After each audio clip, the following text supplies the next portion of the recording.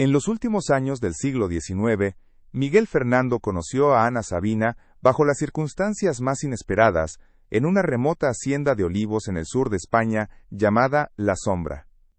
Durante meses, el vínculo silencioso entre el temido terrateniente viudo y la joven sin hogar enfrentó los desafíos del campo, del luto y de una familia que no perdonaba el olvido. Se miraban sin hablarse, se entendían sin gestos, construyendo algo frágil en medio de un dolor que parecía eterno. Hasta que una noche, durante una fiebre que casi le cuesta la vida a Miguel, una confesión delirante cambió todo para siempre, revelando que el pasado que él tanto se esforzaba por honrar escondía una verdad que lo liberaría o lo destruiría por completo. ¿Cómo es posible que la verdadera oportunidad de empezar de nuevo haya permanecido oculta tanto tiempo, tan cerca de todos? Antes de contarte cómo una simple conversación en el patio de la hacienda reveló un secreto capaz de poner a prueba este frágil recomienzo, comenta aquí desde dónde estás viendo esta historia, y suscríbete al canal.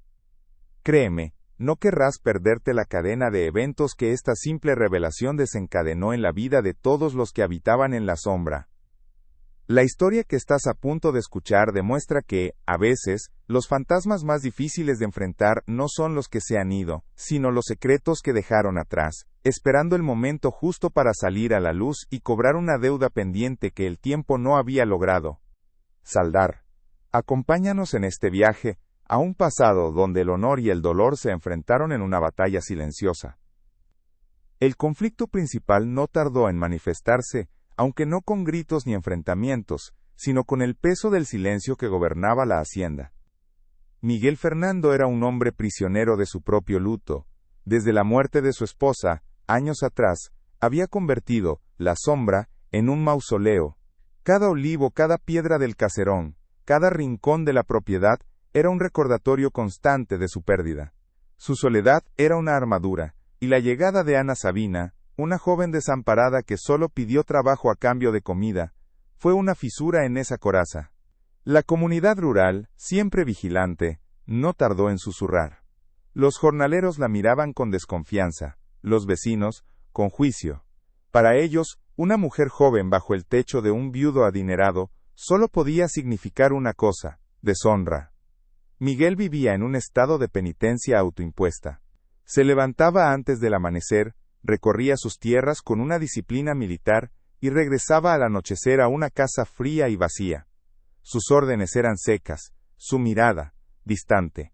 Los trabajadores le temían, pero también sentían una extraña compasión por aquel hombre, que parecía haber olvidado cómo sonreír. Había sellado el ala de la casa donde vivía con su esposa, y nadie, ni siquiera el personal de servicio, tenía permiso para entrar allí.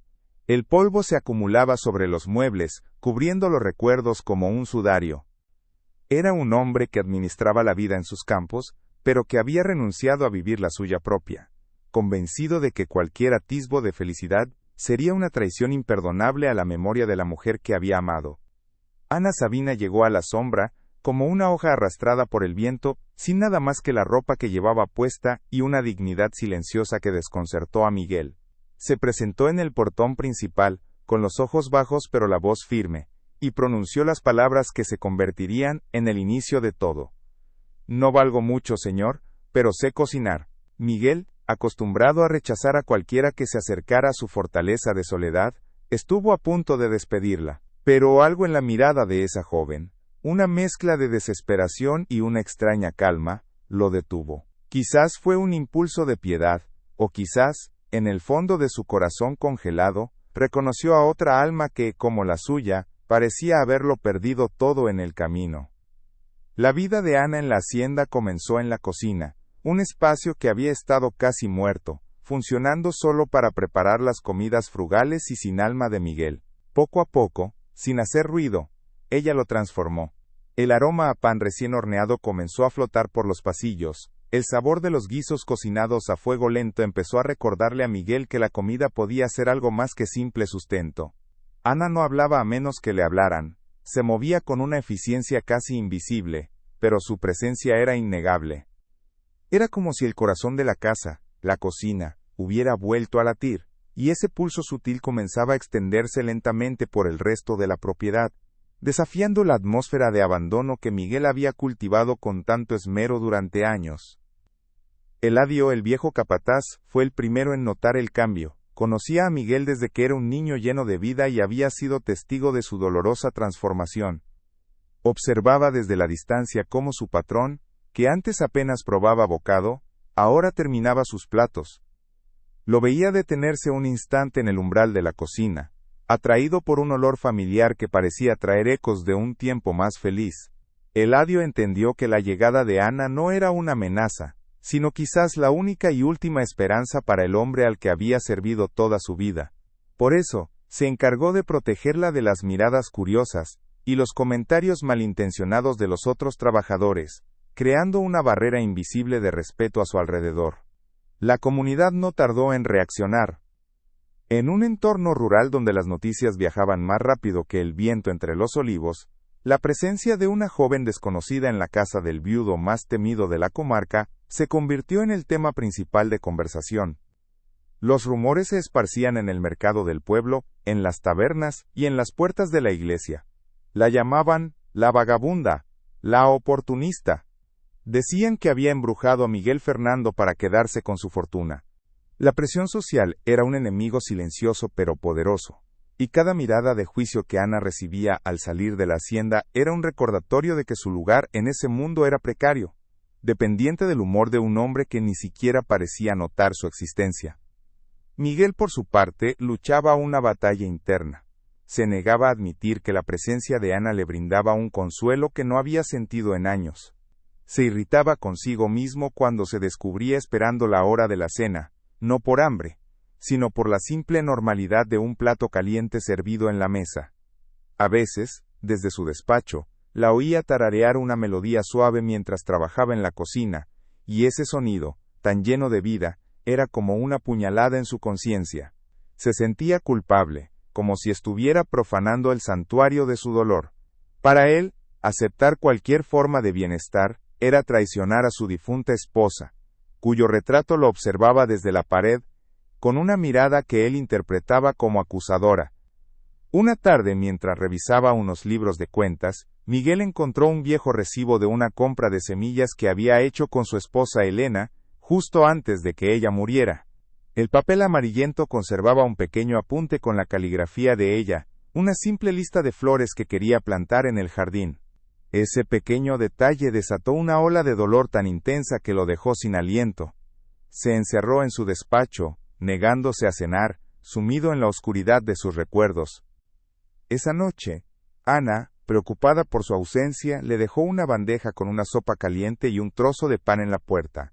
No dijo nada, no llamó, simplemente dejó la comida allí, un gesto silencioso de cuidado que Miguel, al abrir la puerta horas después, encontró como una luz inesperada en su profunda oscuridad. Ese simple acto de bondad, anónimo y sin expectativas, fue la primera pieza que se movió en el tablero de sus emociones. Miguel no le dio las gracias al día siguiente, pero su mirada hacia ella cambió. Ya no era solo una empleada, una sombra en su casa. Empezó a verla como una persona. Observaba sus manos, encallecidas por el trabajo, la forma en que cuidaba el pequeño huerto de hierbas que había plantado junto a la cocina. Notó que a pesar de la dureza de su vida, había una fortaleza en ella que él, con toda su tierra y su dinero, había perdido. Esta nueva percepción lo asustaba tanto como lo intrigaba, pues lo obligaba a cuestionar la rigidez de su luto y la soledad que había elegido como compañera. Eladio, siempre observador, vio esa pequeña transformación y decidió arriesgarse. Una mañana, mientras supervisaban la cosecha, se atrevió a comentar lo bien que olía la casa últimamente. La muchacha tiene buena mano, patrón. Hacía años que esta casa no olía a hogar, dijo, con una naturalidad estudiada. Miguel no respondió, simplemente apretó la mandíbula y siguió caminando, pero la semilla de la idea quedó plantada. Hogar. Esa palabra era un eco de un pasado que creía enterrado para siempre. La posibilidad de que la sombra pudiera volver a ser un hogar era tan aterradora como tentadora. Y en el centro de esa contradicción se encontraba la figura silenciosa y trabajadora de Ana Sabina, la extraña que había llegado para quedarse. Los días se convirtieron en semanas, y una rutina frágil se estableció en la hacienda.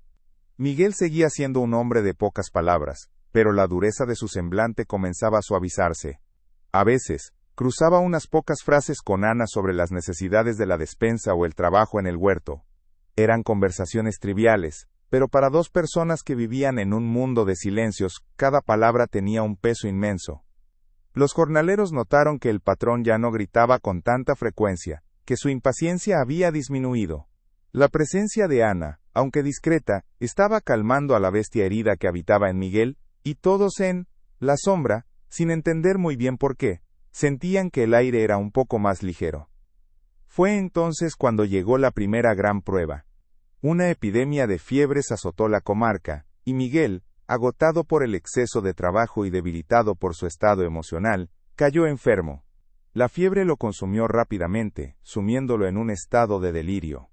Los pocos sirvientes de la casa se mantuvieron a distancia, temerosos del contagio y de la ira de su patrón. Solo Ana, sin dudarlo un segundo, se quedó a su lado. Noche y día, le aplicó paños fríos en la frente, le dio de beber caldos y lo cuidó con una devoción que iba más allá de cualquier deber de una simple empleada. Era un acto de pura humanidad hacia el hombre que le había dado refugio. Durante sus delirios, Miguel revivió los momentos más dolorosos de su vida. Confundía a Ana con su difunta esposa, Elena. La llamaba por su nombre, le pedía perdón entre sollozos, le suplicaba que no lo dejara. Elena, no te vayas, por favor, no me dejes solo, murmuraba, aferrándose a la mano de Ana como si fuera su única ancla en medio de la tormenta. Ana, en lugar de asustarse, escuchaba en silencio, absorbiendo todo el dolor que ese hombre había mantenido encerrado durante años. No lo corrigió, no lo contradijo. Simplemente se quedó allí, ofreciendo un consuelo mudo, permitiéndole vaciar su corazón de todo el veneno acumulado, una confesión involuntaria que cambiaría la dinámica entre ellos para siempre. Cuando la fiebre finalmente cedió, Miguel despertó a una nueva realidad. Estaba débil, pero su mente estaba clara por primera vez en mucho tiempo. Lo primero que vio fue a Ana, dormida en una silla junto a su cama, con el rostro agotado pero sereno. Recordaba fragmentos de sus delirios, las palabras que había dicho, la presencia constante de ella a su lado. La vergüenza lo invadió, pero debajo de ella, sintió una oleada de gratitud tan abrumadora que lo dejó sin palabras. Se dio cuenta de que esa joven, a la que apenas conocía, le había salvado la vida, no solo de la fiebre, sino de la soledad que lo estaba consumiendo lentamente. En ese momento, la barrera entre patrón y sirvienta se hizo añicos, dando paso a una conexión mucho más profunda y peligrosa. La gratitud era una deuda pesada, y Miguel Fernando comenzó a pagarla con un silencio aún más denso que el anterior. Tras recuperarse, evitaba a Ana con una determinación casi desesperada.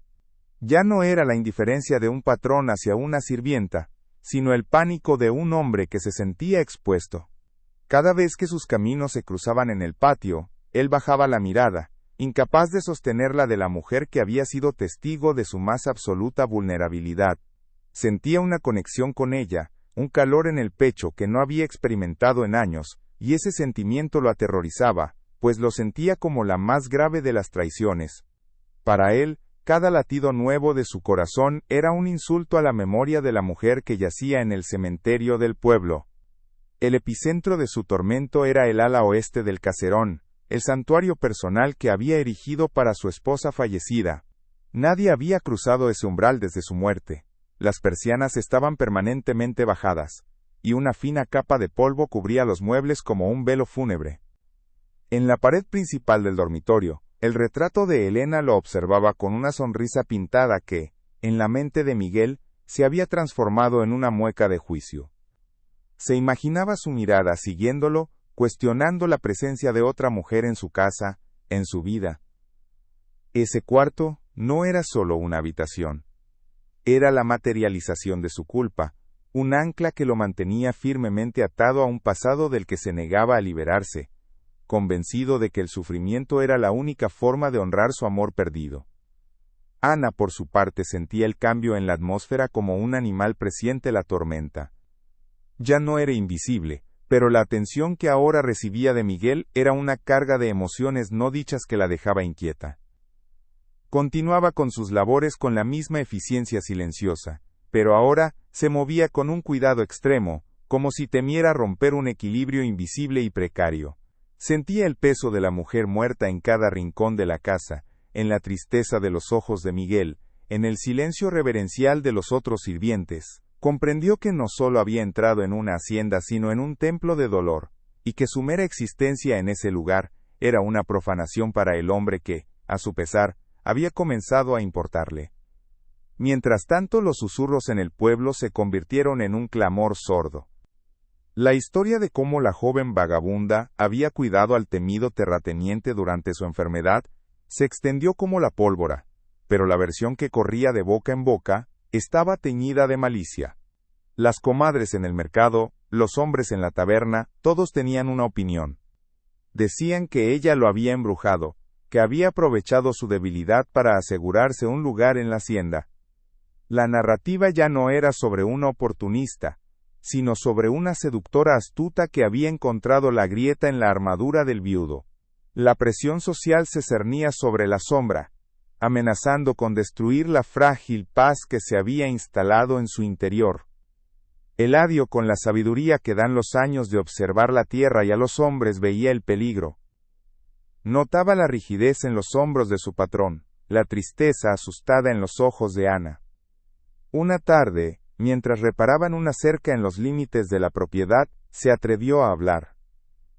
«El pueblo siempre tendrá lengua, patrón», dijo, sin mirarlo directamente. «Pero las malas hierbas se arrancan, no se dejan crecer hasta que ahogan la cosecha. Esa muchacha tiene más decencia en un dedo que todos ellos juntos en el cuerpo». Fue lo más cerca que estuvo de darle un consejo, una súplica para que no permitiera que el veneno de fuera contaminara lo poco bueno que había vuelto a crecer dentro de los muros de la hacienda. La advertencia de Eladio llegó demasiado tarde. Unas semanas después, una carta con el sello de una familia importante de la ciudad llegó a la sombra. Era de los padres de Elena, personas de estricta moral y considerable influencia, quienes habían escuchado los rumores. La carta era un dechado de cortesía envenenada, expresando su profunda preocupación por el bienestar de Miguel y la sagrada memoria de su hija. Entre líneas, la acusación era clara. Estaba deshonrando a su difunta esposa al permitir que una mujer de dudosa reputación viviera bajo su techo. La carta terminaba con una frase lapidaria que resonó en la cabeza de Miguel como una sentencia. El honor de un hombre se mide por cómo protege el legado de los que amó. Esa carta fue como un latigazo en el alma de Miguel. La furia inicial dio paso a una vergüenza profunda y paralizante. Se sintió juzgado, acorralado, y su única defensa fue construir una muralla de hielo a su alrededor. Se volvió más duro y exigente que nunca, no solo con los jornaleros sino especialmente con Ana. Sus órdenes se volvieron secas, sus miradas, gélidas. Dejó de comer en el comedor principal, pidiendo que le dejaran una bandeja en la puerta de su despacho. Estaba castigándola por un crimen que solo existía en la mente de otros, empujándola lejos para demostrarse a sí mismo, y al fantasma de su esposa, que su lealtad permanecía intacta, que su corazón seguía siendo un sepulcro. Ana recibió ese trato con una confusión que rápidamente se convirtió en un dolor sordo. No entendía qué había hecho para merecer ese desprecio repentino. La amabilidad vacilante que había comenzado a nacer entre ellos se había desvanecido, reemplazada por un muro infranqueable. Su precaria sensación de seguridad se hizo añicos. Se dio cuenta de que, para Miguel, ella no era más que una pieza desechable, una complicación en su luto sagrado. Con la misma dignidad silenciosa con la que había llegado, decidió que su tiempo en la sombra había terminado. Esa noche, en la soledad de su pequeño cuarto, empacó sus pocas pertenencias en un atillo, decidida a marcharse al amanecer antes de causar más dolor.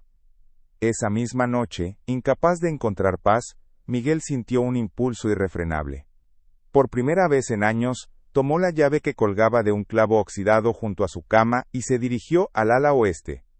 Abrió la puerta del dormitorio de Elena y el aire estancado, con un olor a lavanda seca y a tiempo detenido, lo golpeó en la cara. Todo estaba exactamente como ella lo había dejado. Sobre el tocador, un peine con algunos cabellos aún atrapados en las cerdas. Sobre la cama, un chal a medio tejer. Se acercó a una pequeña caja de madera tallada, que había sido un regalo de bodas. La abrió, esperando encontrar cartas de amor, recuerdos de su felicidad. Pero dentro, solo había un pequeño fajo de cartas atadas con una cinta de seda. Eran cartas que Elena había escrito a su hermana mayor en los meses previos a su muerte. Miguel nunca las había leído. Con manos temblorosas, desató la cinta y comenzó a leer la primera. La caligrafía de su esposa llenó la página, pero las palabras no eran las que él esperaba. No hablaban de un amor idílico, sino de miedos, de la soledad que a veces sentía en la inmensidad de la hacienda, de su terror al parto inminente. Y entonces en la última carta encontró una frase que lo quebró por dentro. Le ruego a Dios que si algo me sucede, Miguel no convierta su vida en un monumento a mi ausencia. La vida, querida hermana, es para los vivos y su corazón es demasiado grande para dejarlo morir conmigo. La verdad contenida en esas líneas fue una onda expansiva que demolió los cimientos de su existencia. Miguel no sintió alivio sino un vértigo helado, la desorientación de un hombre que descubre que ha estado navegando con un mapa equivocado durante años. Cada acto de penitencia, cada día de luto autoimpuesto, cada rechazo a la vida, no había sido un tributo a la memoria de Elena, sino una traición directa a su último deseo. Se dio cuenta, con una claridad que dolía como un hueso roto, que el fantasma que lo atormentaba no era el de su esposa, sino el de su propia culpa, una culpa que él mismo había inventado y alimentado en el silencio de aquella casa. La mujer que amó no quería un mausoleo, quería que él viviera, y él había fracasado estrepitosamente. Se sentó en el suelo polvoriento de la habitación, con las cartas esparcidas a su alrededor, y lloró. No eran las lágrimas amargas y contenidas de la pérdida, sino un llanto desgarrador de arrepentimiento, de años perdidos, de una lealtad mal entendida.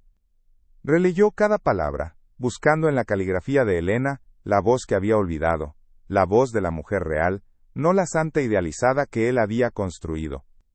Vio su fuerza, su miedo, su inmenso amor por él, un amor que trascendía la muerte y le pedía, le suplicaba, que fuera feliz. Y en medio de esa tormenta de revelaciones, un rostro apareció en su mente, el de Ana. La crueldad con la que la había tratado en los últimos días, el muro de hielo que había levantado, todo se le antojó monstruoso, un acto de cobardía imperdonable. La noche avanzaba, y con ella una urgencia febril se apoderó de él. Sabía, con una certeza que no necesitaba explicación, que Ana no estaría allí por la mañana. Recordó la forma en que había bajado la cabeza ante su frialdad, la dignidad herida en su mirada. La estaba perdiendo no por los rumores del pueblo ni por la presión de la familia de Elena, sino por su propia ceguera. Se levantó, dejando las cartas sobre la cama como una ofrenda de paz al pasado, y salió de la habitación por primera vez, sin sentir que profanaba un lugar sagrado. Al cerrar la puerta, no estaba sellando un recuerdo, sino liberándose de una prisión. La casa, antes un laberinto de sombras, ahora parecía un camino que debía recorrer a toda prisa antes de que fuera demasiado tarde. La encontró en la cocina, a la luz temblorosa de una sola vela. Tenía un pequeño atillo a sus pies y estaba limpiando la encimera con una meticulosidad casi ritual, como si quisiera dejar todo en perfecto orden antes de desaparecer. No había lágrimas en su rostro, solo una resignación tranquila que a Miguel le pareció más dolorosa que cualquier lamento. Al verlo entrar, ella se sobresaltó, pero no mostró miedo, solo una profunda fatiga. Estaba lista para irse, para volver al camino del que él la había sacado. En ese instante, Miguel comprendió que si la dejaba cruzar esa puerta, la soledad que regresaría sería 1000 veces más oscura y definitiva que la que había conocido antes, porque ahora sabría lo que era tener una luz a su lado. «No te vayas», dijo él, y su voz sonó extraña, rota, despojada de toda la autoridad del terrateniente. Era la súplica de un hombre, no la orden de un patrón. Ana lo miró, confundida, sin entender aquel cambio repentino. Él dio un paso hacia ella, con las manos abiertas en un gesto de rendición. «Me equivoqué, Ana, en todo. Por favor, quédate». No ofreció explicaciones, no podía. El torbellino de emociones que sentía era demasiado complejo para ponerlo en palabras en ese momento, pero la desesperación en sus ojos era un lenguaje universal que ella a pesar de todo comprendió. Vio al hombre vulnerable que había cuidado durante la fiebre, no al tirano que la había despreciado. Ana no respondió de inmediato. Su mente era un caos de desconfianza y un anhelo secreto de creerle. Había pasado su vida aprendiendo a no esperar nada de nadie, a confiar solo en sus propios pies para seguir adelante. Quedarse significaba arriesgarse a ser herida de nuevo, a ser un peón en un juego de emociones que no entendía, pero irse significaba abandonar la única sensación de hogar que había conocido, por precaria que fuera. Miró el rostro de Miguel, un rostro que ya no estaba endurecido por el dolor, sino quebrado por el arrepentimiento, y en un impulso que desafiaba toda lógica, asintió lentamente. No fue una decisión tomada con la cabeza, sino con una parte de su corazón que se negaba a creer que toda bondad era una trampa. El amanecer encontró a la sombra, en un estado de calma tensa. Ana deshizo su atillo en silencio, mientras Miguel la observaba desde el umbral de la cocina, temeroso de que si apartaba la vista, ella podría desvanecerse. El equilibrio de poder se había invertido por completo. Ya no era el patrón omnipotente y la sirvienta invisible. Eran dos personas heridas, de pie sobre los escombros de un malentendido, intentando averiguar cómo dar el siguiente paso. Miguel sabía que las palabras no serían suficientes. Necesitaba un acto que demostrara que el cambio era real, un gesto que derribara el último muro que quedaba entre ellos, el fantasma de su esposa. Esa mañana, hizo algo que habría sido impensable el día anterior. Preparó 2 tazas de café, y las llevó a la pequeña mesa de la cocina donde Ana solía comer sola. Se sentó frente a ella rompiendo una regla no escrita que había gobernado la casa durante años. Ana lo miró con sorpresa, pero aceptó la taza. Bebieron en silencio, un silencio que ya no era pesado y opresivo, sino expectante, lleno de posibilidades.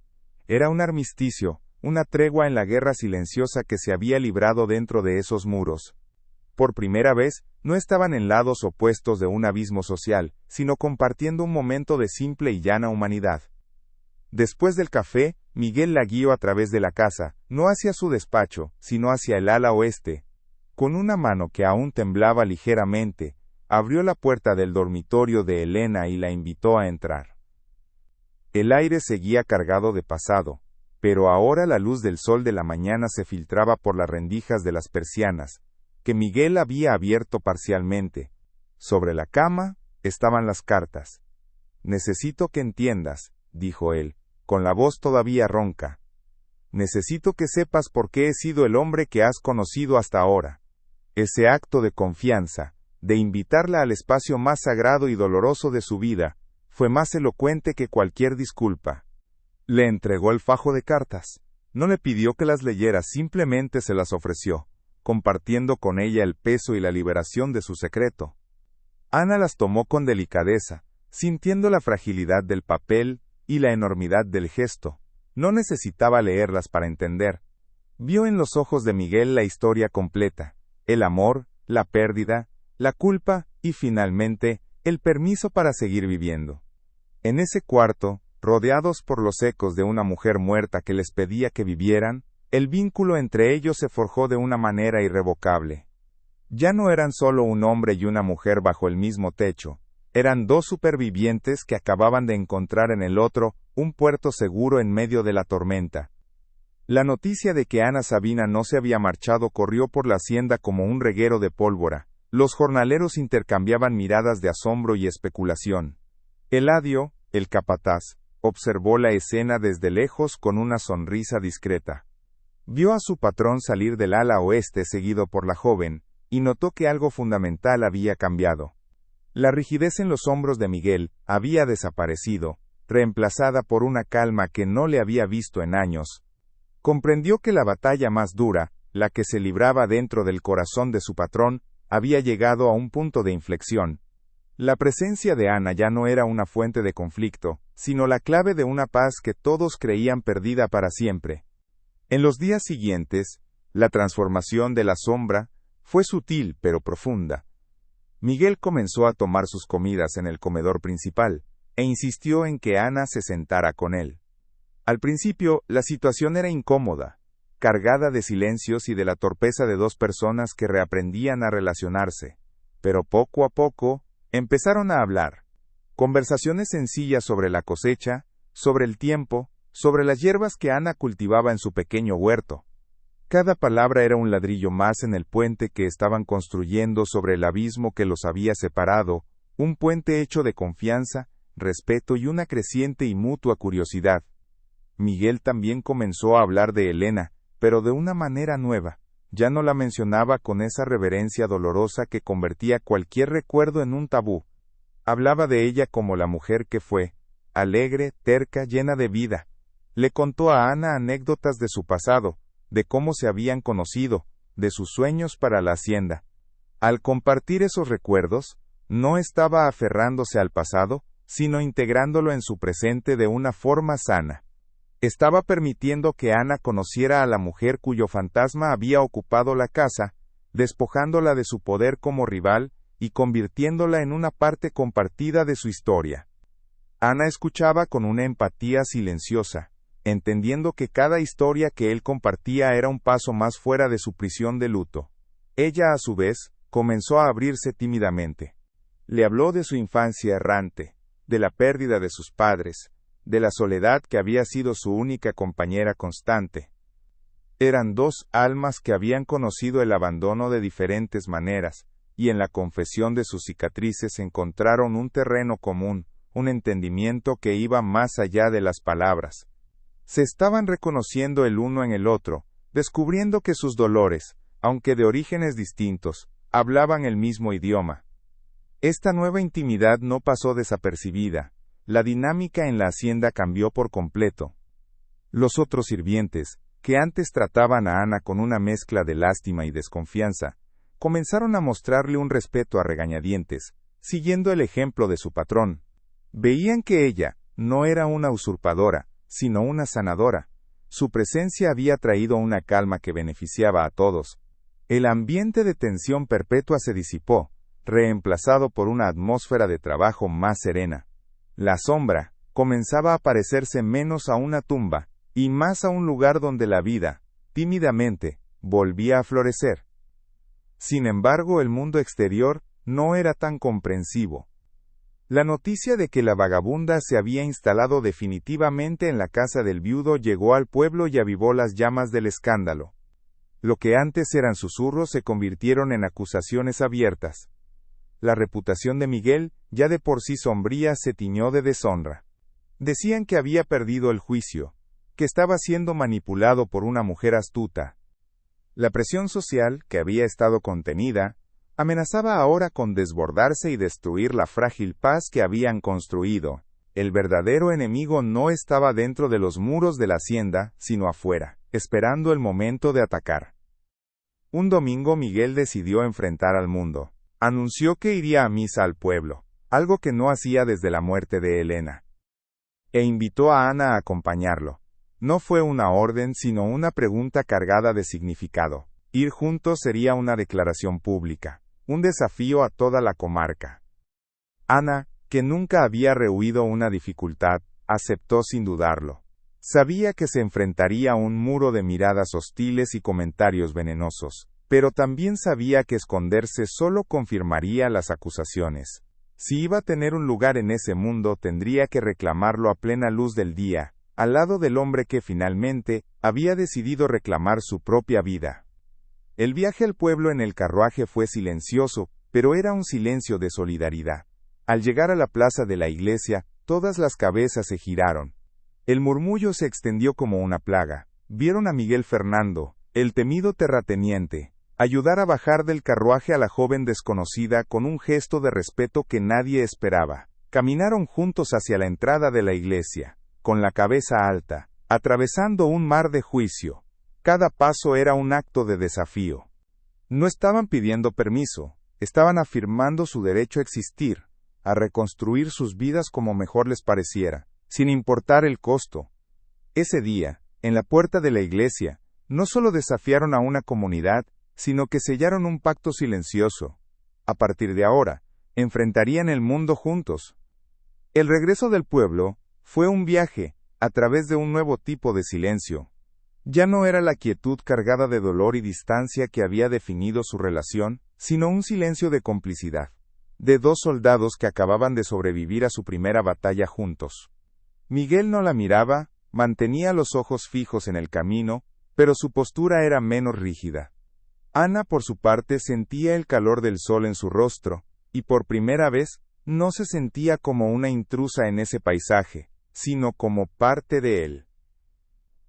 El mundo exterior los había juzgado y condenado en un instante, pero dentro de los confines de aquel carruaje, habían creado una pequeña isla de resistencia, un pacto mudo de lealtad que ninguno de los dos sabía cómo nombrar, pero que ambos sentían con una fuerza abrumadora.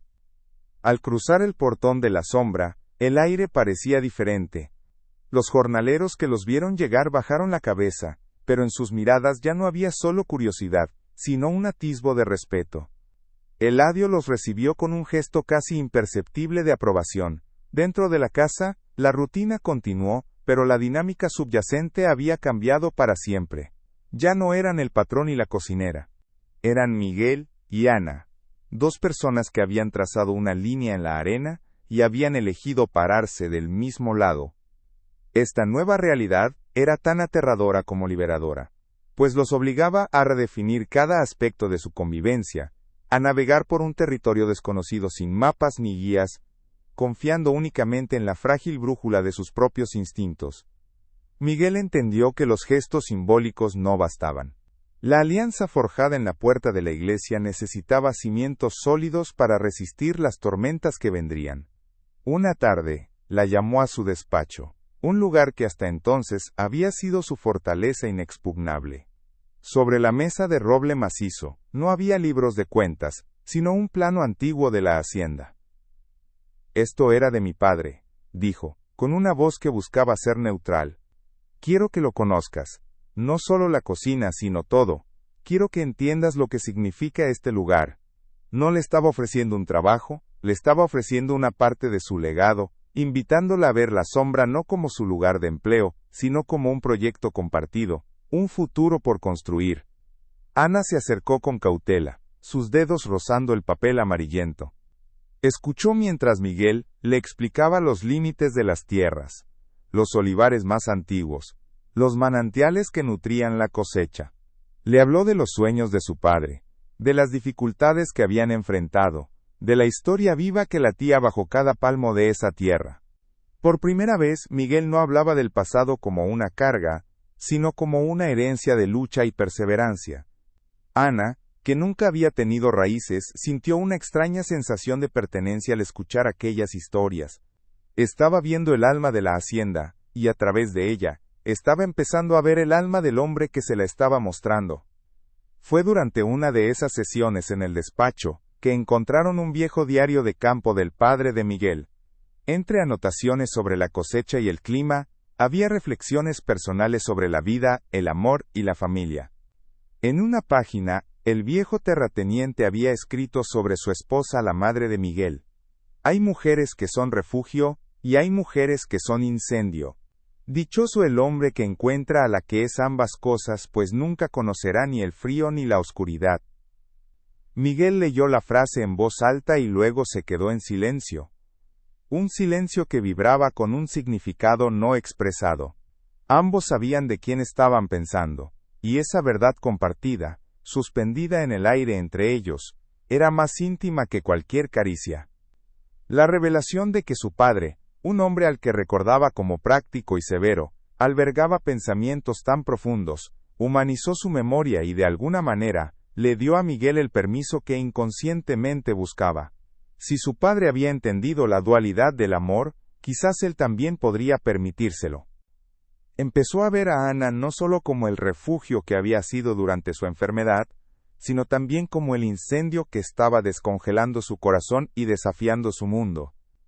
Esta nueva percepción lo llenaba de un terror dulce, el miedo de un hombre que, tras años de vivir en las sombras, vuelve a enfrentarse a la intensidad cegadora de la luz del sol. Inspirados por los viejos planos y las notas de Elena, decidieron acometer una tarea que había sido aplazada durante años: restaurar el jardín principal de la casa, que se había vuelto salvaje y descuidado. Trabajar la tierra juntos se convirtió en un ritual. Arrancaban las malas hierbas del abandono, preparaban el suelo para nuevas semillas, y en el proceso, sus manos se encontraban con una naturalidad que desmentía la torpeza de sus palabras. El esfuerzo físico era una liberación, una forma de canalizar todas las emociones no dichas en algo tangible y hermoso. Cada flor que plantaban era una promesa, un voto silencioso de que la vida podía volver a florecer incluso en el suelo más árido. Mientras la vida dentro de la sombra renacía, el mundo exterior se encargaba de recordarles su aislamiento.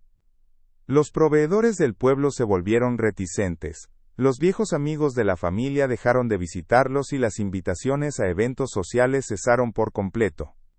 Se convirtieron en parias, y la hacienda, en su isla fortificada. Pero en lugar de debilitarlos, este asedio externo fortaleció su vínculo. Se vieron obligados a depender el uno del otro de una manera absoluta, no solo para la compañía, sino para la supervivencia emocional. Descubrieron una fuerza inesperada en su soledad compartida, un nosotros contra el mundo, que los unía más que cualquier lazo convencional. Eladio se convirtió en su principal y casi único aliado en el exterior. Era él quien lidiaba con los proveedores hostiles en el pueblo, quien desmentía los rumores más viciosos entre los jornaleros con una autoridad silenciosa. Una noche, mientras compartía una copa de vino con Miguel en el porche, le dijo algo que el patrón nunca olvidaría. La gente le teme a lo que no entiende, patrón. Y no entienden cómo un hombre puede volver a la vida. Déjelos con su miedo. La buena cosecha no necesita el permiso de las malas hierbas para crecer. Esas palabras sencillas pronunciadas por un hombre de la tierra, le dieron a Miguel la validación que ni la sociedad, ni su propia conciencia le habían concedido.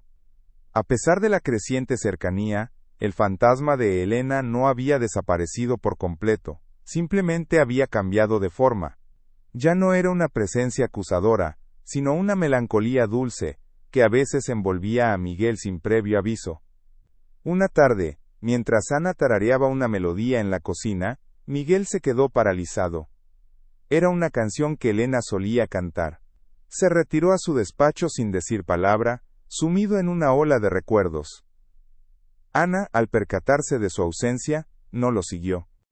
Había aprendido a respetar sus mareas de dolor, a entender que su luto era un paisaje que él debía recorrer a su propio ritmo, y que su papel era ser el faro en la orilla, no el barco que lo sacara a la fuerza de la tormenta. Esta danza de acercamiento y distancia definía sus días. Había momentos de una conexión tan profunda que el aire parecía eléctrico, seguidos de períodos de respetuosa lejanía. Estaban aprendiendo a amarse en los espacios intermedios, en los silencios, en los gestos no dichos. Miguel luchaba por reconciliar su amor naciente por Ana con la lealtad eterna que sentía por Elena. No entendía que el corazón humano no es un recipiente que se vacía y se vuelve a llenar, sino un jardín que puede cultivar nuevas flores sin necesidad de arrancar las antiguas. Esta era la lección más difícil, una que solo podía aprenderse a través de la paciencia y el tiempo. La vida en la hacienda adquirió un nuevo ritmo, dictado por las estaciones de la tierra y las de sus corazones. La cosecha de la aceituna de ese año fue la más abundante en una década. Los jornaleros trabajaban con un ánimo renovado, contagiados por la atmósfera de cambio que emanaba del caserón. Miguel supervisaba el trabajo, no con la dureza de antes, sino con una implicación apasionada. Ana, por su parte, organizaba las comidas para los trabajadores, asegurándose de que hubiera siempre un plato caliente y una palabra amable. Se había convertido, sin buscarlo, en el corazón de la sombra, la fuerza nutricia que alimentaba tanto los cuerpos como los espíritus. Una noche de lluvia, buscando unas mantas en un viejo arcón del desván, Ana encontró una pequeña caja de metal oxidada. Dentro, envuelta en un paño de lino, había una colección de daguerrotipos. Eran retratos de la familia de Miguel, pero también de personas que no reconocía. Cuando se los mostró a Miguel, él palideció al ver uno en particular, un retrato de su madre, a la que apenas recordaba, junto a otra mujer de mirada intensa y triste. «Es mi tía», murmuró Miguel, «la hermana de mi madre. La familia nunca hablaba de ella. Decían que había traído la deshonra a nuestro apellido». La curiosidad los llevó a buscar más. En el fondo del mismo arcón, encontraron un fajo de cartas atadas con un cordel descolorido. Eran la correspondencia entre las dos hermanas. A medida que las leían juntos, a la luz de un candil, una historia familiar secreta y dolorosa comenzó a emerger. La tía de Miguel se había enamorado de un jornalero, un hombre sin tierras ni nombre, y había desafiado a su familia para vivir ese amor. Había sido desheredada y repudiada, borrada de la historia familiar como si nunca hubiera existido. La historia resonaba con una familiaridad escalofriante, un eco del juicio que ellos mismos estaban enfrentando. La revelación de este secreto familiar sacudió a Miguel hasta la médula. Se dio cuenta de que el miedo al que dirán, el pánico a la deshonra, era una herencia envenenada que había corrido por las venas de su familia durante generaciones. El trato que él mismo le había dado a Ana al principio, su temor a la opinión del pueblo, no era solo suyo, sino el producto de un prejuicio arraigado, una cobardía heredada. Ver el sufrimiento de su tía, relatado con una tinta desvaída por el tiempo, le dio una nueva perspectiva sobre su propia lucha. No solo estaba luchando por su felicidad, estaba luchando por romper un ciclo de miedo que había mutilado a su familia. Esta cascada de revelaciones los unió de una manera que ni el trabajo compartido ni el desafío a la comunidad habían logrado. Al desenterrar los secretos de su familia, Miguel se sintió liberado de las cadenas invisibles de su linaje.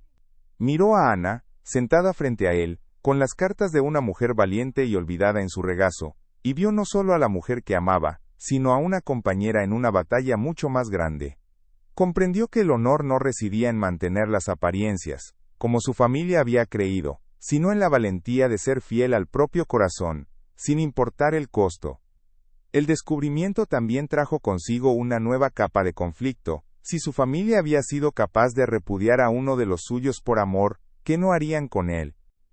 La amenaza de los padres de Elena, que hasta ahora había sido una cuestión de honor, adquirió un matiz más siniestro. Eran personas poderosas, conectadas con la misma red de prejuicios que había destruido a su tía.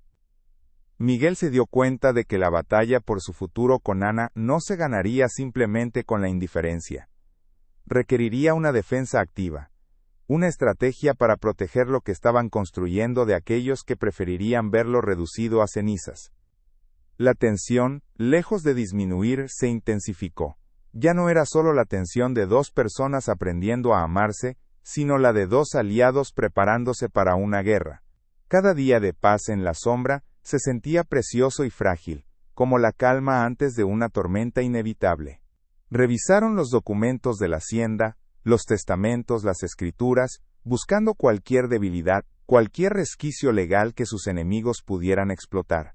El amor se había entrelazado con la estrategia, y el futuro de la hacienda se había convertido en sinónimo del futuro de su relación, un destino único y entrelazado que estaban decididos a defender hasta el final.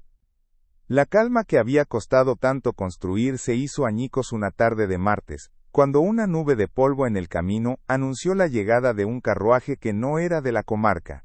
Era un vehículo elegante, tirado por dos caballos negros, un presagio de autoridad y de problemas que venían del mundo exterior. Se detuvo frente al caserón, con una brusquedad que hizo callar a los jornaleros en el patio. Miguel, que estaba revisando las cuentas en el porche, sintió un nudo helado en el estómago. Sabía, sin necesidad de ver quién bajaba, que la tregua había terminado. La guerra que tanto había temido, acababa de llegar a su puerta, y venía vestida con el luto y el poder de una familia que no perdonaba.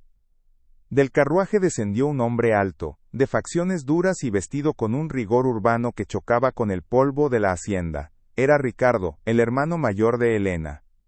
Sus ojos fríos y calculadores recorrieron la propiedad con un aire de desaprobación antes de fijarse en Miguel. No hubo saludo, solo una declaración de intenciones en su mirada. Caminó hacia el porche con la seguridad de quien se sabe dueño de la situación, como un inquisidor llegando a juzgar a un hereje. Eladio, que apareció de la nada, se interpuso instintivamente, pero Miguel lo detuvo con un gesto. Sabía que esta era una batalla que debía librar solo, una cuenta pendiente que solo él podía saldar. La confrontación tuvo lugar en el salón principal, una estancia que rara vez se usaba, llena de muebles cubiertos con sábanas blancas que parecían fantasmas sentados. Ricardo no perdió el tiempo en formalidades. «He venido a salvar el honor de mi hermana», dijo, su voz cortando el aire viciado de la habitación. «El nombre de nuestra familia está siendo arrastrado por el fango en toda la comarca por tu culpa. Nos llegan noticias de que vives amancebado con una sirvienta, una mujerzuela sin nombre ni origen, mientras el recuerdo de Elena se pudre en esta casa, que has convertido en un escándalo». Cada palabra era un golpe medido, diseñado para despertar la culpa que Miguel creía haber empezado a dominar. Miguel intentó defenderse, hablar de la soledad, de la bondad de Ana, pero sus palabras sonaban débiles frente a la certeza granítica de su cuñado. Ricardo representaba el mundo que él había dejado atrás, un mundo de apariencias, de deberes, y de un honor que se medía por la opinión ajena. ¿Bondad?, se burló Ricardo. ¿O es astucia? ¿Crees que somos tontos, Miguel? Una vagabunda encuentra a un viudo rico y solitario, y de repente, la casa vuelve a oler a hogar. Es la historia más vieja del mundo, y tú has caído en ella como un principiante. El veneno en su tono no solo atacaba a Ana, sino que se burlaba de la propia inteligencia y del dolor de Miguel, reduciendo su frágil renacer a una farsa patética. En medio de la discusión, Ricardo exigió verla. Quería enfrentarse a la mujer que según él había profanado la memoria de su hermana. Miguel se negó, pero Ricardo insistió con una frialdad que helaba la sangre. «Si no tienes nada que ocultar, tráela aquí. Que me mire a los ojos, y me diga que sus intenciones son puras». Era una trampa, una humillación pública diseñada para quebrar a Miguel. Con el corazón encogido, Miguel llamó a Ana. Ella entró en el salón con su habitual serenidad, aunque su palidez delataba que había escuchado la discusión. Se detuvo a una distancia prudente, con la cabeza alta, enfrentando la tormenta con la única arma que poseía, su inquebrantable dignidad. Ricardo la recorrió con la mirada, de arriba abajo, como si estuviera inspeccionando un animal. No se dirigió a ella sino a Miguel. ¿Es por esto que has deshonrado a mi hermana? ¿Por una criatura que ni siquiera tiene el valor de hablar? Y entonces, lanzó el golpe de gracia, una mentira cruel y calculada. Elena lo sabía, dijo, bajando la voz hasta convertirla en un susurro venenoso. Sabía que tu corazón nunca fue del todo suyo. Siempre estuvo más entregado a esta tierra, a estos olivos, que a ella. En sus últimas cartas, me habló de su soledad, de cómo se sentía una extraña en su propia casa. Quizás es mejor que muriera antes de ver en lo que te has convertido. Esa mentira fue más devastadora que cualquier acusación. No atacaba su presente con Ana, sino que envenenaba su pasado con Elena, reescribiendo su historia de amor y convirtiéndola en una de abandono. La culpa, ese monstruo que Miguel había luchado por mantener a raya, lo devoró por completo. Las cartas de Elena que él había leído, las que le pedían que viviera, se desvanecieron de su mente, reemplazadas por la imagen de una esposa solitaria y abandonada. Se sintió un traidor, no solo a su memoria, sino a la mujer que había amado en vida. El mundo se desmoronó a sus pies, y en el centro de las ruinas, vio a Ana como la causa de todo. Ana vio el cambio en sus ojos. Vio cómo la duda y el dolor lo quebraban por dentro, cómo la fuerza que habían construido juntos se desvanecía ante el peso de una mentira bien contada. El hombre que la miraba ya no era su aliado, sino un juez que la encontraba culpable. Ricardo, al ver que su veneno había surtido efecto, le dio el ultimátum. O ella se va de esta casa ahora mismo, para siempre, o considerarás a la familia de tu esposa como tu enemiga. Perderás todo el respeto, todo el apoyo. Te quedarás solo con ella, en tu isla de deshonra. Elige, Miguel, el recuerdo de mi hermana o esta mujer. La presión fue insoportable. Atormentado, acorralado, Miguel se volvió hacia Ana. No gritó, no la insultó. Su voz fue apenas un murmullo roto, lo que lo hizo aún más cruel. Quizás tienen razón, dijo, sin poder mirarla a los ojos. Quizás todo esto ha sido un error. No fue una orden de que se marchara, pero fue algo peor. Fue una abdicación. Fue la confesión de que su amor, su alianza, no era lo suficientemente fuerte para resistir a los fantasmas del pasado. Le estaba diciendo que ella no valía la pena la lucha, que el peso de los muertos era más fuerte que la promesa de los vivos. Para Ana, esas palabras fueron como un golpe físico. El dolor fue agudo, pero no hubo lágrimas. Había pasado su vida aprendiendo a soportar las decepciones. Lo que la mató no fue el rechazo, sino ver la derrota en el hombre al que había empezado a amar. Vio su debilidad, su incapacidad para luchar por ellos, y entendió que no había lugar para ella allí. Con una calma que desmentía la tormenta en su interior, simplemente asintió. «Entiendo», dijo en voz baja. Y sin una mirada más, se dio la vuelta y caminó hacia la puerta, dispuesta a abandonar la sombra, de la misma manera en que había llegado, sola y con las manos vacías. Ricardo sonrió, una mueca de triunfo apenas disimulada. Había ganado, había restaurado el orden, reafirmado el poder de la tradición y el honor. Pero mientras Ana se alejaba, cada paso resonando en el silencio del salón, algo en Miguel se rompió. No fue un cambio de opinión, fue una erupción volcánica, una furia que había estado latente durante años, una rabia contra el silencio, contra la culpa, contra la tiranía de los muertos sobre los vivos. Vio a Ana caminar hacia la misma soledad de la que él la había rescatado, y se vio a sí mismo condenado a una soledad aún peor, una elegida por cobardía.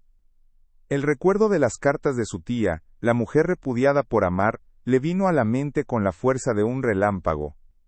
Vio el mismo patrón repitiéndose, la misma crueldad vestida de honor. Se giró hacia Ricardo, y por primera vez, el miedo había desaparecido de sus ojos, reemplazado por un fuego helado. «Ustedes no hablan de honor», dijo, su voz baja y temblorosa de una ira contenida. «Ustedes hablan de control. Destrozaron la vida de la hermana de mi madre por amar a quien no debía, y ahora vienes aquí a intentar hacer lo mismo conmigo. El único que está deshonrando la memoria de Elena eres tú, usándola como un arma para mantener tu mundo de mentiras». Fue un desahogo brutal, la explosión de un hombre que finalmente se liberaba de sus cadenas. «Elena no querría esto», continuó, su voz ganando fuerza. «Ella quería que viviera, no que me enterrara con ella. Y vivir es esto», dijo, señalando la puerta por la que Ana había salido. «Es sentir de nuevo, es arriesgarse, es luchar por alguien que te devuelve la luz. Ustedes no saben nada del amor, solo del miedo, y yo he terminado de tener miedo». Sin esperar respuesta, pasó junto a un atónito Ricardo, y corrió fuera del salón, dejando atrás los fantasmas de su pasado, para perseguir la única oportunidad real de un futuro. La encontró a mitad de camino del portón principal, caminando con la cabeza alta sin mirar atrás. El sol de la tarde proyectaba su larga sombra sobre el camino polvoriento. Miguel corrió hasta alcanzarla jadeando, y se paró frente a ella, bloqueándole el paso. «Ana, espera», dijo, su voz llena de una urgencia, que ella nunca le había oído. Ella lo miró, sus ojos vacíos de toda esperanza, esperando la estocada final. Pero en lugar de eso, vio en su rostro una desesperación y una certeza que la desarmaron por completo. Vio al hombre por el que había decidido quedarse, el que había estado oculto bajo capas de dolor y miedo. «No te vayas», suplicó, tomando sus manos entre las suyas. Las manos de ella estaban frías. «Me equivoqué, no por sentir algo por ti, sino por dudar de ello. Mi error fue creer por un segundo que mi vida le pertenece a los muertos. No es así. Mi vida es mía, y te quiero en ella, no como sirvienta, no como un consuelo, como mi compañera». La palabra resonó entre ellos, llena de un peso, y una promesa que ninguno de los dos se había atrevido a imaginar. Era una declaración que lo cambiaba todo, una que no podía ser retirada. Ana lo miró, buscando cualquier rastro de duda en sus ojos, pero solo encontró una resolución inquebrantable. Las lágrimas que no había derramado en el salón comenzaron a brotar, lágrimas de alivio, de miedo, de una esperanza tan intensa que dolía. «El mundo», susurró ella, pensando en todo lo que se les vendría encima. «Al diablo con el mundo», respondió él, con una convicción feroz. nuestro mundo está aquí, dentro de estos muros. Y si tenemos que luchar contra todos para defenderlo, lo haremos juntos. En ese momento, bajo la mirada atónita de los jornaleros que se habían detenido a observar, Miguel la acercó y la besó. No fue un beso de pasión arrebatada, sino uno de afirmación, de promesa, un sello en el pacto que acababan de hacer. Fue un acto de desafío público, una declaración de que la sombra ya no era un lugar de luto, sino un territorio de vida, gobernado por sus propias reglas. El beso terminó, pero no se soltaron. Se quedaron allí, en medio del camino, sosteniéndose el uno al otro, mientras el carruaje de Ricardo salía de la propiedad a toda prisa, expulsado no por la fuerza, sino por el poder de un hombre que finalmente había elegido el amor sobre el honor. De vuelta en el caserón, el aire era diferente. El salón donde había tenido lugar la confrontación ya no parecía un mausoleo, sino simplemente una habitación vacía. Miguel y Ana se movieron juntos, abriendo las ventanas de par en par, dejando que la luz y el aire fresco entraran y se llevaran los últimos vestigios de la opresión. No hablaron mucho, no era necesario. El desahogo de Miguel había dicho todo lo que necesitaba ser dicho. Ahora era el momento de las acciones, de empezar a construir sobre los cimientos que acababan de defender con tanto coraje. Esa noche, Miguel no se retiró a su despacho. Se sentó con Ana en el porche, viendo cómo las estrellas aparecían en el cielo oscuro. El silencio entre ellos ya no estaba cargado de tensión ni de preguntas sin respuesta. Era un silencio de paz, de pertenencia. Mi padre escribió una vez que la vida es para los vivos, dijo Miguel en voz baja, rompiendo la quietud. Me ha llevado toda una vida entenderlo. Ana apoyó su cabeza en su hombro, un gesto simple que contenía un universo de confianza y consuelo. Habían sobrevivido a la tormenta más grande, y aunque sabían que vendrían otras, por primera vez, no tenían miedo de enfrentarlas. El clímax no había sido un final, sino el verdadero y definitivo comienzo de su historia. El silencio que siguió al beso fue más elocuente que cualquier grito. Los jornaleros, congelados en sus puestos, observaban la escena con una mezcla de incredulidad y un respeto recién nacido. Habían sido testigos no solo de un beso, sino de la caída de un rey y el nacimiento de un hombre. Miguel y Ana permanecieron de pie en medio del camino, sosteniéndose el uno al otro, ajenos por un instante al mundo que los rodeaba. El carruaje de Ricardo ya era una nube de polvo en la distancia, llevándose consigo un mundo de reglas y juicios que ya no tenían cabida en la sombra. Aquel acto no había sido una rendición a la pasión, sino una declaración de guerra contra el pasado, y ambos sabían que, a partir de ese momento, cada día sería una batalla por defender la paz que acababan de reclamar. Caminaron de regreso al caserón, no como patrón y sirvienta, sino como dos náufragos que por fin habían encontrado tierra firme en el otro. Por primera vez, Miguel no la precedía, sino que caminaba a su lado, sus manos todavía entrelazadas en un gesto que era tanto de posesión como de súplica. El aire dentro de la casa se sentía distinto, más ligero. Las sombras que durante años habían parecido adheridas a las paredes, comenzaron a retroceder ante la luz de la decisión que habían tomado. No se dijeron nada, pero en la forma en que se miraban, en la manera en que respiraban el mismo aire, se estaba escribiendo el primer capítulo de una nueva historia, una que ya no sería dictada por los muertos, sino construida por la voluntad inquebrantable de los vivos. Eladio los vio llegar al porche, y por primera vez en años, una sonrisa genuina surcó su rostro curtido por el sol. No hizo preguntas. Simplemente asintió, un gesto cargado de una lealtad que trascendía su papel de capataz. En ese asentimiento, Miguel encontró la primera validación de su nueva vida. Eladio se convirtió en su general en el campo, asegurándose de que el respeto por Ana fuera absoluto entre los trabajadores. Sofocó los murmullos con miradas severas y defendió la decisión de su patrón con una autoridad silenciosa que nadie se atrevió a cuestionar.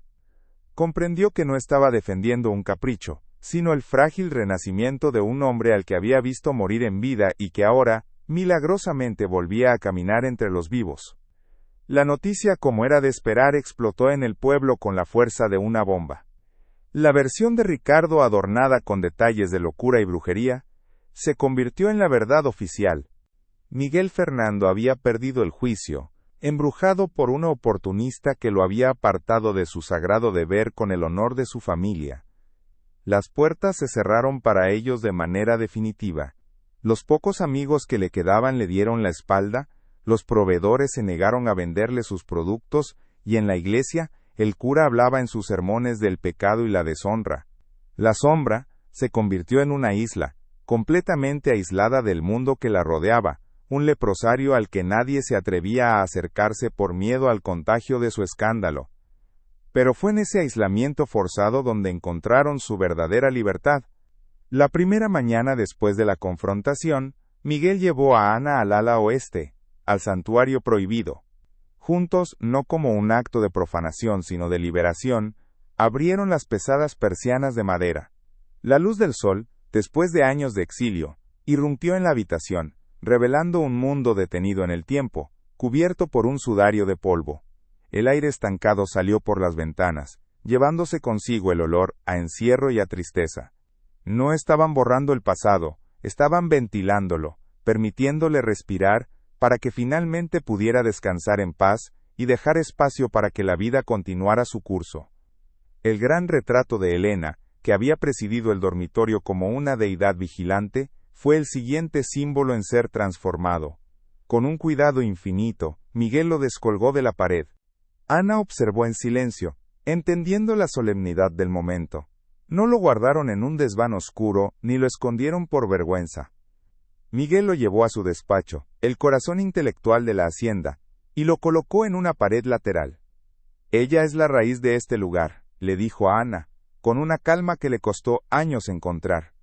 Pero las ramas deben crecer hacia el sol. Fue su manera de honrar su historia, sin permitir que ésta ahogara su futuro, integrando a Elena como un recuerdo amado, no como una presencia que les impidiera vivir. Los días siguientes fueron un torbellino de actividad renovadora. Comenzaron a transformar la casa, no con la ayuda de extraños, sino con sus propias manos. Pintaron las paredes de colores más claros, repararon los muebles que habían caído en el abandono, y llenaron las habitaciones con flores frescas del jardín que habían empezado a cuidar juntos. La presencia de Ana se extendió más allá de la cocina, impregnando cada rincón con un sentido de propósito y calidez. La sombra estaba mudando de piel, despojándose de su nombre y de su reputación para convertirse en algo nuevo, un lugar que reflejaba la luz interior de las dos personas que se habían atrevido a llamarlo hogar contra viento y marea. Su relación, forjada en el fuego de la adversidad, se asentó en una intimidad serena y profunda.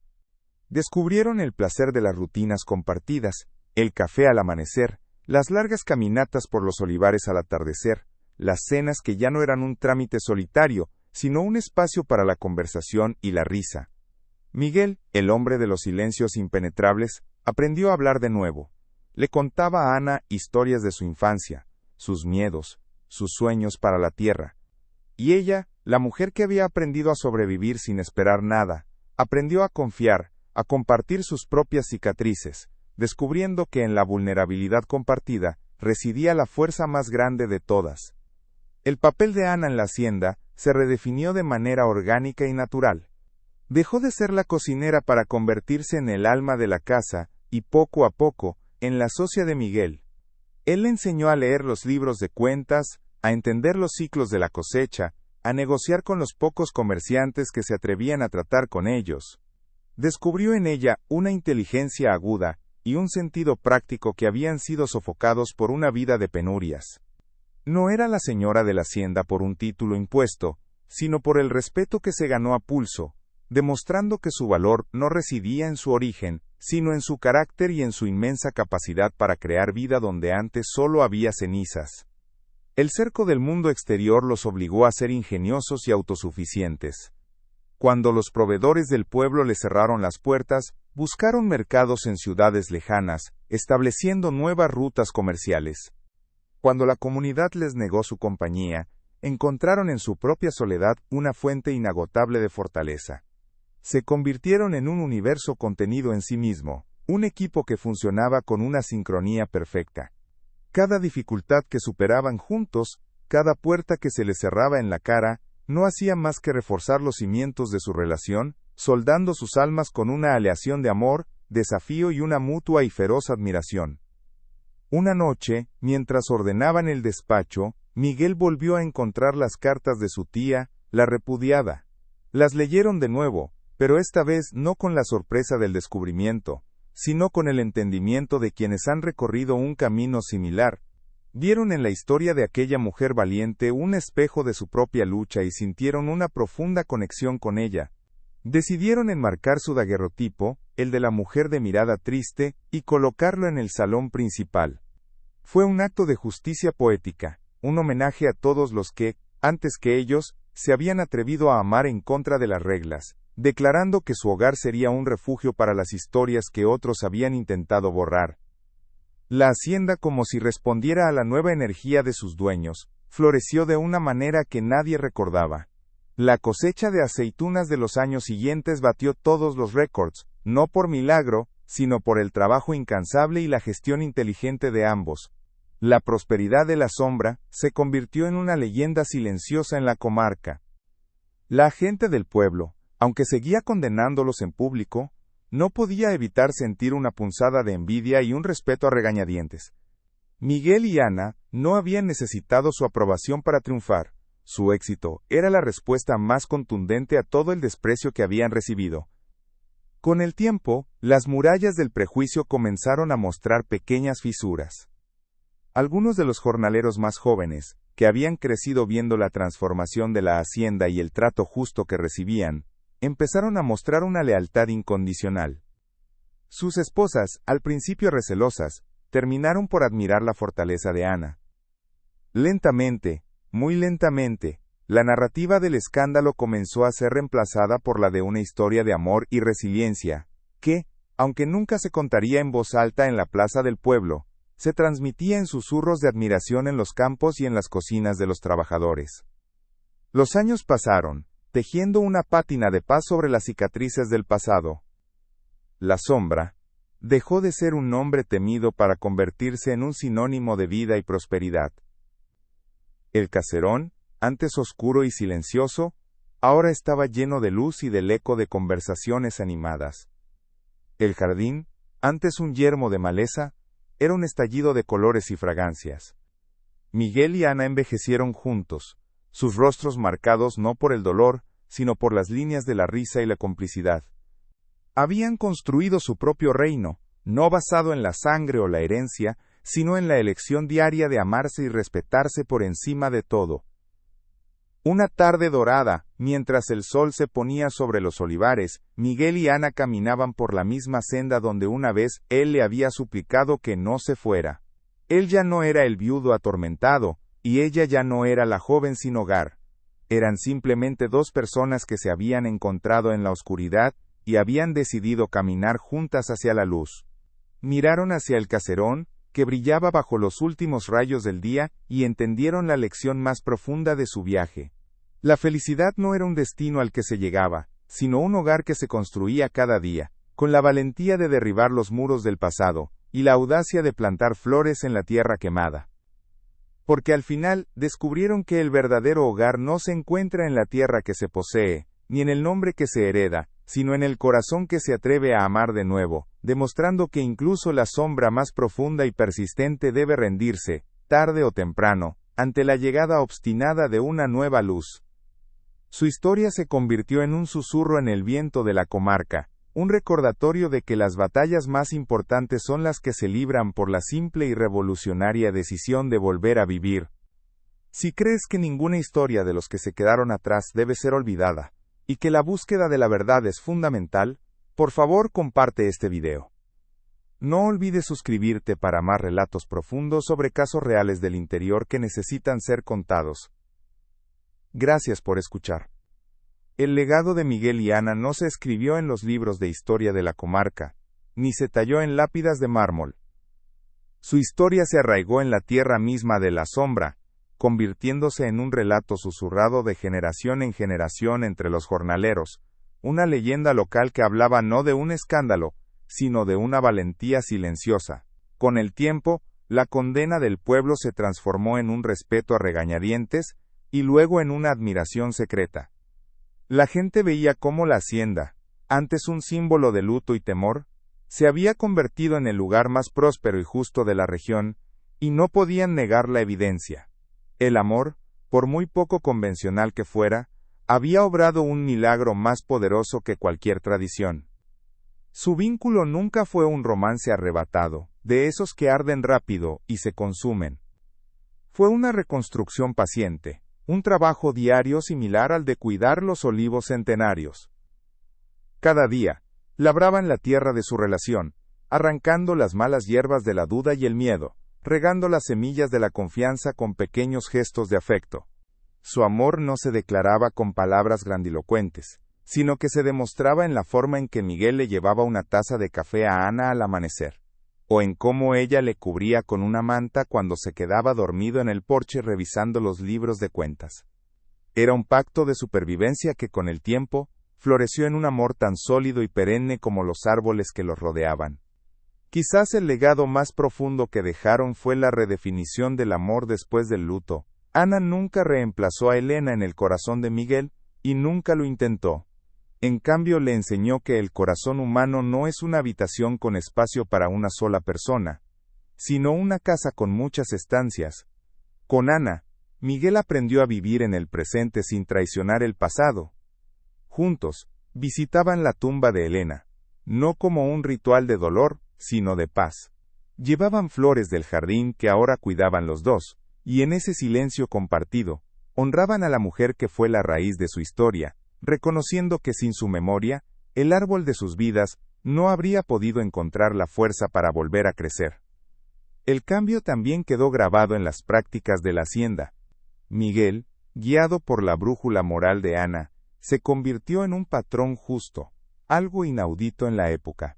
Mejoró las condiciones de sus trabajadores, compartió una porción de las ganancias de las cosechas récord, y se aseguró de que ninguna familia pasara hambre. La sombra dejó de ser una simple explotación agrícola para convertirse en una comunidad. Ana, por su parte, organizó una pequeña escuela para los hijos de los jornaleros en una de las salas en desuso del caserón. Enseñaba a leer y a escribir, ofreciendo a la siguiente generación una oportunidad que a ella le había sido negada, rompiendo el ciclo de pobreza y silencio. El daguerrotipo de la tía repudiada, aquella mujer valiente borrada de la historia familiar, permaneció en el salón principal, no como un adorno, sino como una declaración de principios. Se convirtió en la santa patrona de su hogar, un recordatorio constante de que el verdadero honor no reside en la obediencia ciega a las normas sociales, sino en la lealtad inquebrantable al propio corazón. Cada vez que recibían a un comerciante o a uno de los pocos vecinos que se atrevieron a cruzar su umbral, la mirada triste y desafiante de aquella mujer les recordaba a todos que en esa casa, las historias silenciadas por otros encontraban un lugar de honor y respeto. Los años los vieron envejecer juntos, sus cuerpos marcados por el trabajo y el paso del tiempo, pero sus espíritus entrelazados con una fuerza cada vez mayor. El fuego de su desafío inicial se transformó en la calidez de una hoguera constante, una compañía que no necesitaba palabras para entenderse. Se sentaban en el porche al atardecer, sus manos arrugadas encontrándose con la misma naturalidad del primer día, y observaban los olivares extenderse hasta el horizonte. Habían construido un mundo en esa isla, un refugio que no solo los había protegido, sino que les había permitido convertirse en la mejor versión de sí mismos, lejos de las miradas que una vez intentaron destruirlos. La historia de Miguel y Ana se convirtió en parte del folclore de la tierra. Se contaba que, en las noches de viento, si uno escuchaba con atención entre las hojas de los olivos, aún se podía oír el eco de una melodía suave, la que Ana solía tararear en la cocina, y el sonido de una risa grave, la de un hombre que había aprendido a reír de nuevo. Su amor no quedó inmortalizado en el bronce ni en la piedra, sino en la memoria viva del campo, en la prosperidad de la tierra que habían cuidado, y en el ejemplo de decencia que habían sembrado en su comunidad. Porque lo que ellos construyeron trascendió el romance, fue un testamento sobre la capacidad humana para la reconstrucción. Demostraron que las heridas más profundas no se curan con el olvido, sino con la valiente decisión de plantar algo nuevo en la tierra quemada. Su amor fue un acto de jardinería del alma, probando que incluso el corazón más devastado puede volver a dar frutos si se le ofrece cuidado, paciencia, y la luz de un afecto sincero. No buscaron un final feliz de cuento, sino una paz real, ganada a pulso, una que solo se encuentra cuando se deja de luchar contra los fantasmas, y se empieza a construir un hogar para los vivos. Y así fue como, la sombra, aquel lugar bautizado por la ausencia y el dolor, se llenó de tanta vida que su nombre se convirtió en una ironía, un eco de un pasado lejano que ya no tenía poder. Porque Miguel y Ana enseñaron a todos los que vinieron después, una verdad tan simple como profunda, que el amor no es encontrar a alguien con quien vivir, sino a alguien que te enseña a vivir de nuevo. Y esa lección, más que cualquier cosecha o fortuna, fue su verdadero y eterno legado. El campo, con su sabiduría ancestral, guarda las historias que de verdad importan, no las de los reyes ni las de las grandes batallas, sino las de las luchas silenciosas que se libran en el corazón de las personas comunes, la de un hombre que creyó que su vida había terminado, y la de una mujer que nunca tuvo la oportunidad de empezar la suya, y que juntos, en contra de todo pronóstico, demostraron que dos soledades pueden convertirse en el más sólido de los refugios. Su pacto no fue solo de amor, sino de vida. Se prometieron, en el silencio de los olivares, no dejar que el mundo exterior dictara las leyes de su pequeño universo. Se convirtieron en la patria del otro, en el único juez y el único testigo que necesitaban. Y en esa lealtad mutua encontraron una libertad que ninguna convención social podría arrebatarles jamás. Al final de sus días, no dejaron tras de sí un linaje de sangre, pues nunca tuvieron hijos. Pero su herencia fue mucho más vasta. Dejaron una hacienda próspera, una comunidad más justa, y sobre todo, una historia.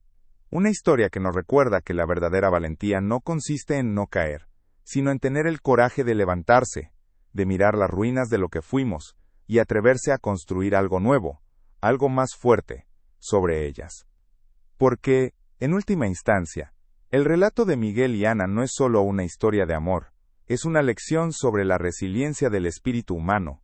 Nos enseña que no importa cuán oscura sea la sombra que nos cubre, siempre existe la posibilidad de encontrar una luz, a veces en el lugar más inesperado, en la persona más improbable, y que aferrarse a esa luz, protegerla, y dejar que nos guíe, es quizás el acto más revolucionario que podemos llevar a cabo. El tiempo, que todo lo borra, no pudo con su memoria, porque hay historias que no le pertenecen al tiempo sino a la tierra. Y la tierra de la sombra, agradecida, se encargó de que el eco de su amor nunca se apagara, susurrándolo de olivo en olivo, para que nadie olvidara que hasta el invierno más largo y cruel debe finalmente rendirse ante la promesa inquebrantable de una nueva primavera.